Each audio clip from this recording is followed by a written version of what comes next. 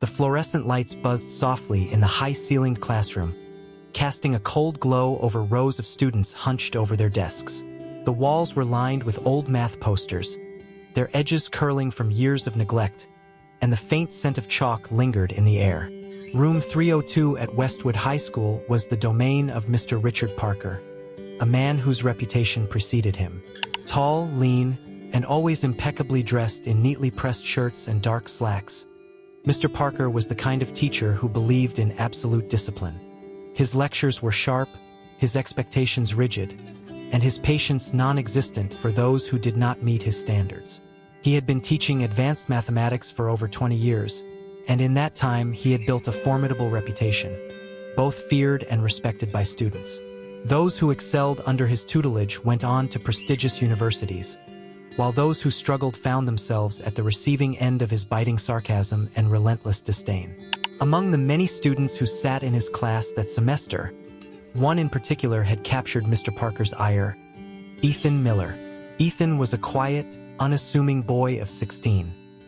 He sat at the very back of the room, often hunched over his notebook, his dark hair falling over his forehead as if he was trying to hide from the world.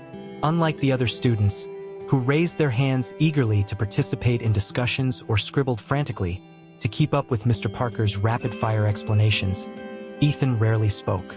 He never volunteered for anything, never engaged in classroom debates, and, most infuriatingly, seemed completely indifferent to the subject of mathematics. To Mr. Parker, Ethan was the kind of student who wasted potential. His test scores were mediocre not because he lacked intelligence, but because he simply didn't seem to care. Time and time again, Mr. Parker had called on him, hoping to push him into participation, only to receive a shrug, a hesitant mumble, or a blank stare in return. In his mind, Ethan was lazy, uninterested, and undeserving of his place in an advanced mathematics class. And so, that Thursday afternoon, as Mr. Parker stood at the front of the classroom, chalk in hand, he decided to make an example of Ethan. The lecture had been focused on advanced algebraic expressions, specifically, a particularly challenging set of equations that required intricate manipulation of variables and logarithmic properties. The class had been struggling, and Mr. Parker relished the opportunity to showcase his own expertise. But instead of solving the final equation himself, he turned to the back of the room, his sharp eyes landing on Ethan. "Mr. Miller," he said, his voice slicing through the murmurs in the class like a blade. Ethan, who had been doodling absent-mindedly in his notebook, looked up in mild confusion. "Come up to the board." A ripple of excitement ran through the students. It was well known that being called up by Mr. Parker was often a form of punishment rather than an opportunity. Ethan hesitated, glancing around as if searching for an escape route. "Now, Mr. Miller," Mr. Parker repeated, his tone brooking no argument. Slowly, Ethan rose from his chair, his movements stiff and reluctant. The room fell silent as he walked to the front, his sneakers making almost no sound against the polished tile floor. Mr. Parker stepped aside and gestured toward the equation he had just written on the board. "This," he said, tapping the chalk against the numbers, "is a level of mathematics that requires real intellect. Since you seem to prefer daydreaming in my class rather than paying attention, why don't you show us all just how well you understand the material?" A few students snickered, their eyes gleaming with anticipation. They had seen this scenario play out before. Some poor student stumbling through a complex equation while Mr. Parker mercilessly pointed out every mistake.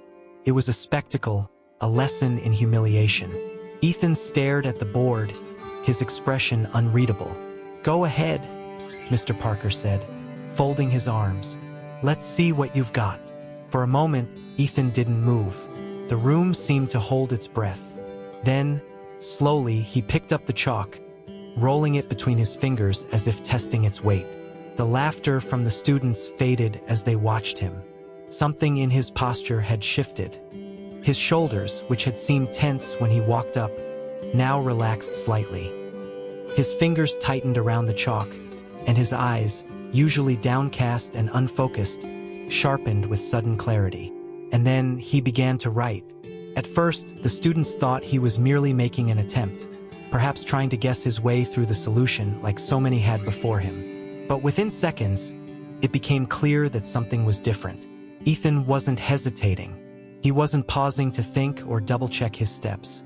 He was solving the equation with a confidence that was almost mechanical, each stroke of chalk deliberate and precise.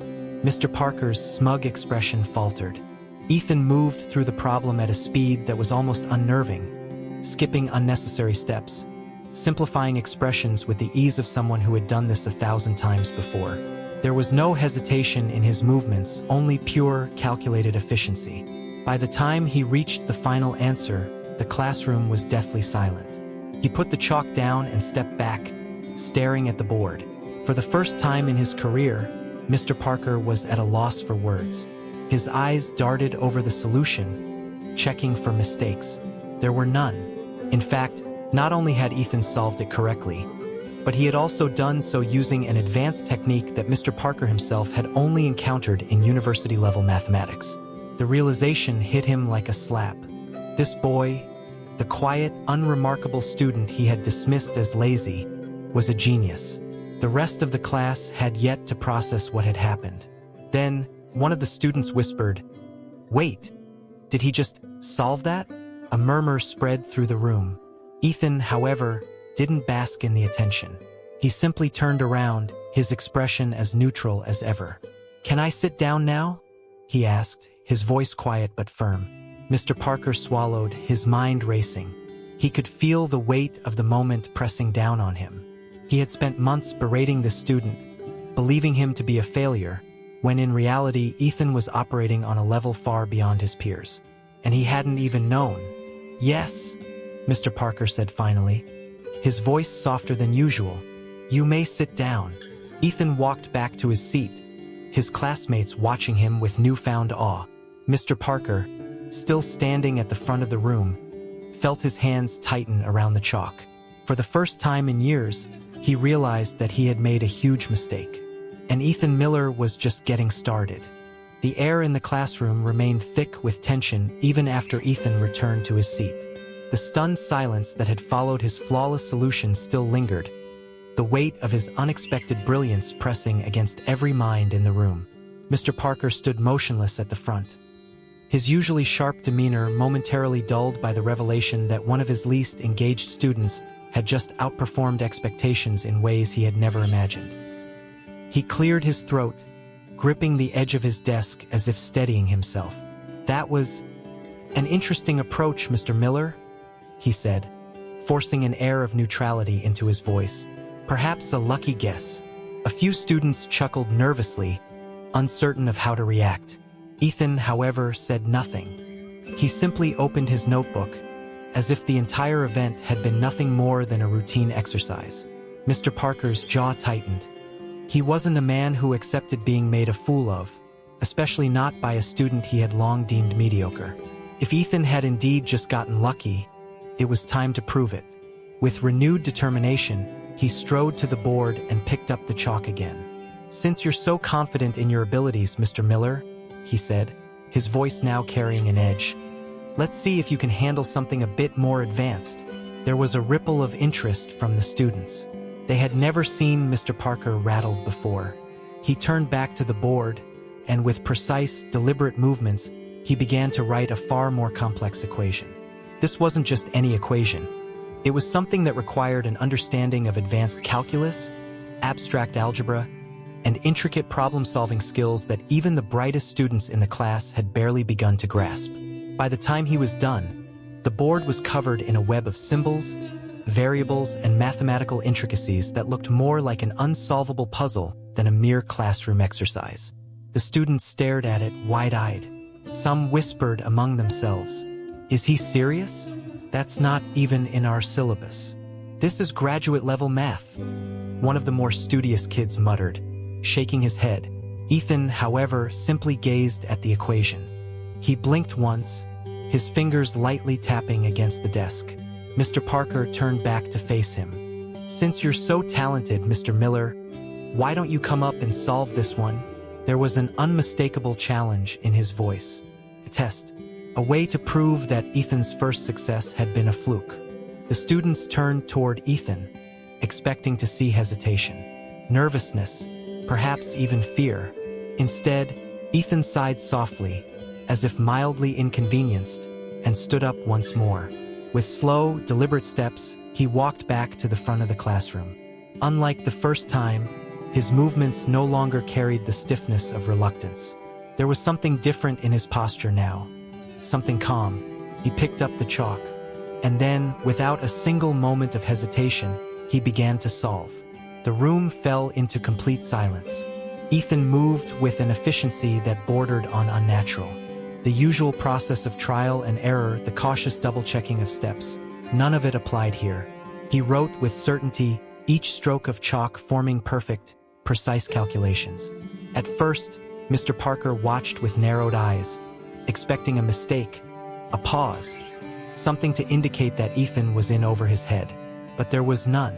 Ethan's solution flowed. He deconstructed the equation with such elegance that even the brightest students in the room couldn't keep up. Complex numbers were manipulated with ease. Multiple approaches were briefly considered and discarded in favor of the most efficient path to the answer. He wasn't just solving the problem, he was refining it, stripping away the unnecessary steps that most students wouldn't have even questioned. As he wrote, a quiet intensity settled over him, as if this was the most natural thing in the world. Minutes passed, and then suddenly it was done. The final answer stood clear on the board, undeniably correct. Ethan placed the chalk down gently and turned back to Mr. Parker. "Anything else?" he asked. The words weren't meant to be cocky. They weren't mocking or arrogant. They were genuine. Mr. Parker stared. His mind raced to find an explanation, an excuse. Had Ethan seen this equation before? Had he memorized it somehow? No, impossible. This was an original problem, one that had taken Mr. Parker himself a considerable amount of time to design. There was no way Ethan could have known it in advance. Then how? The class was silent, every student frozen in their seats, absorbing what they had just witnessed. One of them whispered under his breath, "Holy shit!" The spell broke. A wave of murmurs rippled through the classroom. Did he actually? That was insane. What just happened? Even the brightest students in the room, those who had spent years pushing themselves in math competitions, those who had aspirations for Ivy League schools, looked at Ethan as if seeing him for the first time. Mr. Parker felt his grip tighten around the chalk in his hand. This wasn't just a student who had gotten lucky. This wasn't a student who was good at math. This was a prodigy, a genius who had been hiding in plain sight, wasting away in the back of the classroom while Mr. Parker had written him off as just another apathetic teenager.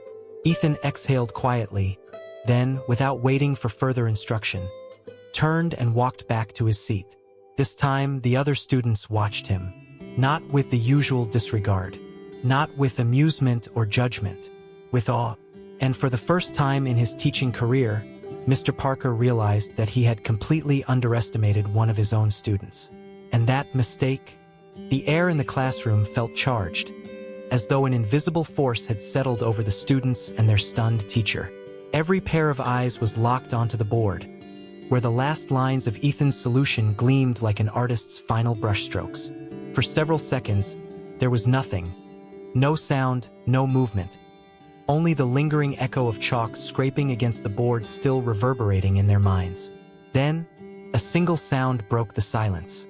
A sharp intake of breath came from Mr. Parker. His fingers twitched slightly as he adjusted his glasses. His gaze locked onto the problem Ethan had just solved.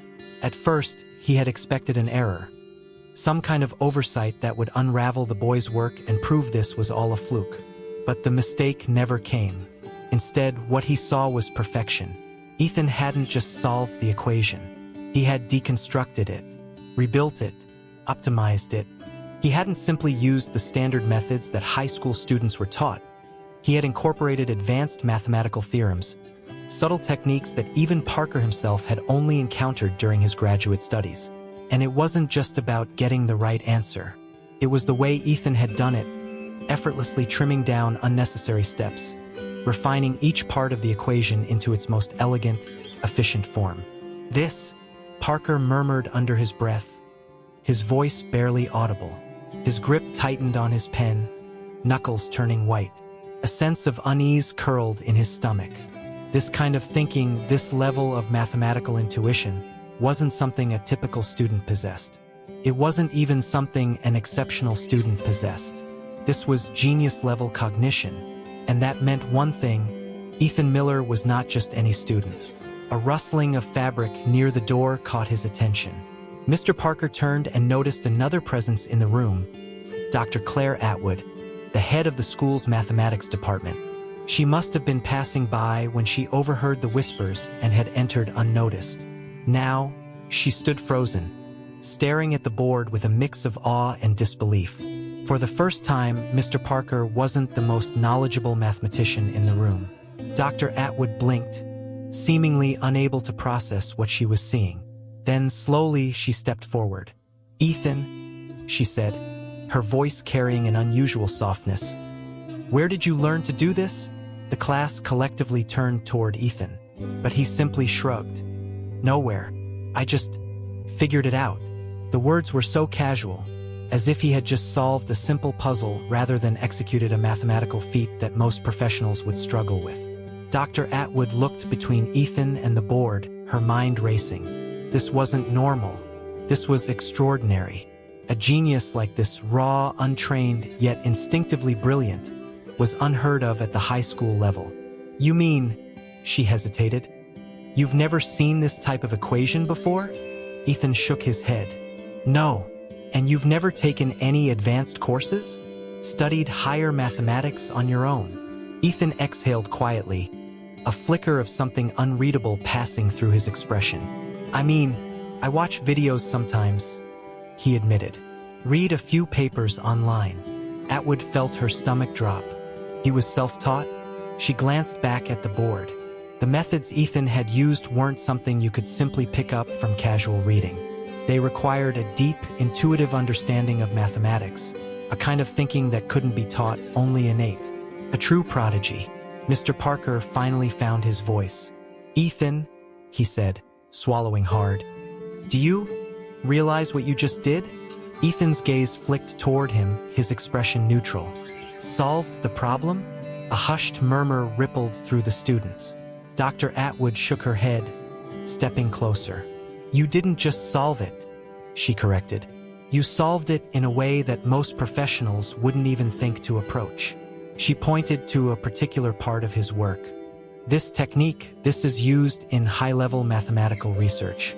It's not something that even advanced students encounter until well into university." Ethan blinked. "Oh, I just thought it made sense." The sheer casual brilliance of the statement was almost unnerving. Dr. Atwood turned to Mr. Parker, her voice dropping to a whisper. "We need to talk about this." Parker exhaled sharply. His pride burned, but he couldn't deny the truth standing right in front of him. Ethan wasn't just some student who had outperformed expectations. He was operating on a completely different intellectual level, and they had all failed to see it. Until now, the students were no longer looking at Ethan the way they had before. Gone were the smirks, the amusement, the assumption that he was just another quiet kid who didn't care. In their place was respect, maybe even awe. One of the top-performing students, a boy named Jake, finally spoke up. "Dude," he said, shaking his head in disbelief, "have you always been this smart?" Ethan hesitated. He hadn't expected this reaction. He had spent years keeping his abilities under the radar, avoiding attention. The last thing he wanted was for people to start seeing him as some kind of anomaly. "I don't know," he said, shrugging. "I just see patterns, I guess." But that wasn't enough for Dr. Atwood. She turned fully toward him, her expression unreadable. "Ethan," she said, her voice now firm, "I need to make a call." Ethan frowned. "A call to who?" She glanced at Parker, then back at Ethan. "To someone who can make sure you're in the right place," she said. "You don't belong in this class. You don't belong in high school." Ethan's stomach clenched. This was exactly what he didn't want. "Wait," he said quickly. "I'm fine. I don't need." But Dr. Atwood wasn't listening. She was already pulling out her phone, stepping toward the door with urgency. Mr. Parker simply stared at Ethan, as though seeing him for the first time. The classroom had changed. Ethan had gone from an invisible background character to the center of attention, and he had the sinking feeling that his life was never going to be the same again. The classroom still buzzed with a strange energy, a lingering mix of awe, disbelief, and something Ethan couldn't quite name. Perhaps it was respect, a stark contrast to the mockery he had faced just an hour ago. Mr. Parker had not spoken since Dr. Atwood had left the room to make her mysterious phone call. The once condescending teacher now sat at his desk, his fingers intertwined, staring at nothing in particular. His pride had taken a brutal hit, but more than that, he seemed genuinely shaken. As for the students, they no longer whispered behind Ethan's back. They no longer smirked when he passed by. They watched him. Ethan felt it with every step he took back to his seat. The weight of their stares. The very people who had once dismissed him as the quiet, forgettable kid now saw him differently. And for the first time in his life, Ethan wasn't sure if that was a good thing. The next morning, Ethan was called to the principal's office. He wasn't nervous. He never was. But as he walked through the hallways, students glanced at him with curiosity. Some even whispered his name. He ignored them, but there was no ignoring Dr. Claire Atwood when he stepped into the office. She was already seated across from Principal Reynolds, her expression unreadable. But Ethan knew something was happening. "Sit down, Ethan," Reynolds said, folding his hands atop the desk. His voice was calm, measured, too measured. Ethan obeyed. Dr. Atwood leaned forward. "I made a call last night," she said without preamble, "to the National Institute for Mathematical Excellence. They specialize in identifying young prodigies." Ethan blinked. "Prodigies?" he echoed. Dr. Atwood nodded.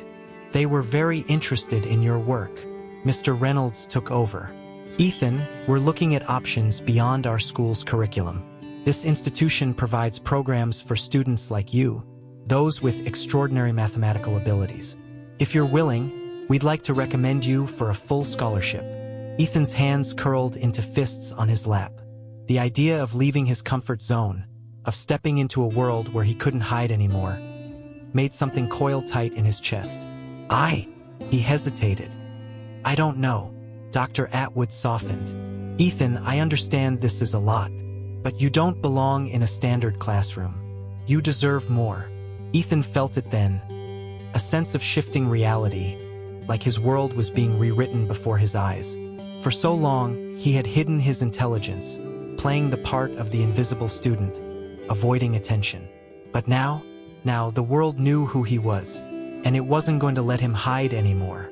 When Ethan returned to math class that day, the room felt different. Students no longer ignored him. They no longer whispered cruel jokes behind his back. Jake, one of the top students, actually moved his backpack from the seat next to him, silently offering Ethan a spot, something that had never happened before. "Hey," Jake said hesitantly. That was seriously cool yesterday." Ethan raised a brow. "Cool?" Jake chuckled, rubbing the back of his neck. "I mean, I didn't even understand half the stuff you wrote, but yeah, it was cool." Ethan hesitated, then sat down. For the first time in his life, he wasn't being looked at like some weird outsider. For the first time, they wanted to understand him. Even Parker seemed changed. He didn't meet Ethan's gaze when he started the lesson, but there was no mockery in his tone anymore. Instead of dismissing Ethan, he acknowledged him. And that was something Ethan never thought he would see. That evening, Ethan stood outside the school, watching the sun dip below the horizon. His mind whirled with possibilities. If he accepted the offer from the National Institute for Mathematical Excellence, everything would change. He would no longer be the quiet kid in the back of the room. He would be thrust into a world where his intellect wasn't just acknowledged, but challenged. Could he do it? Would he even want to? A gust of wind rustled the trees, and for the first time, Ethan smiled. For years, he had kept his head down, avoiding attention, refusing to be seen. But now he was ready to step into the light.